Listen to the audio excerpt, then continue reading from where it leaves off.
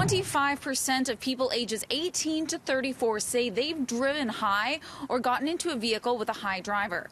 That's according to a new study that says people just are not getting the message when it comes to impaired driving.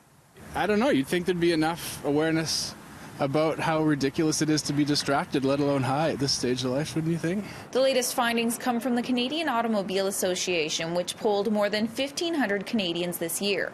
It also found fewer people feel it's important to plan for a safe ride home after pot use than it is for after drinking. Not surprising. No, why not? Kids. Not at all surprised. Why? Not in BC.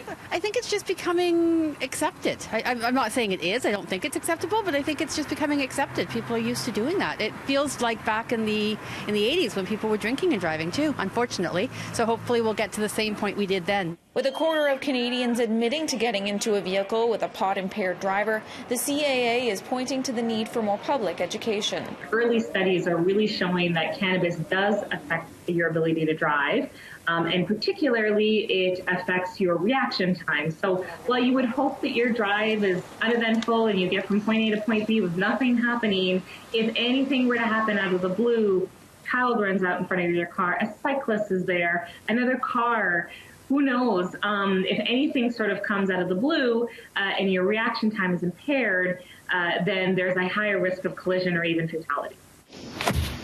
51st and Pine. I know, Dad. Over the last few years, the federal government and CAA has upped efforts to get the message out there.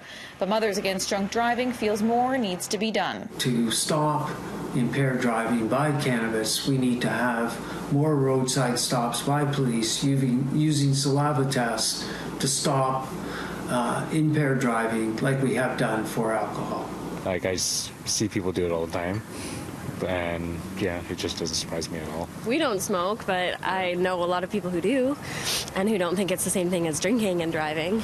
The federal government says trained officers or drug recognition experts are able to determine whether a person is under the influence of drugs. Absolutely more education, and the more it's brought up to show the dangers of it, the better it becomes for the individual to take care. In Vancouver, Ashley Burr, City News.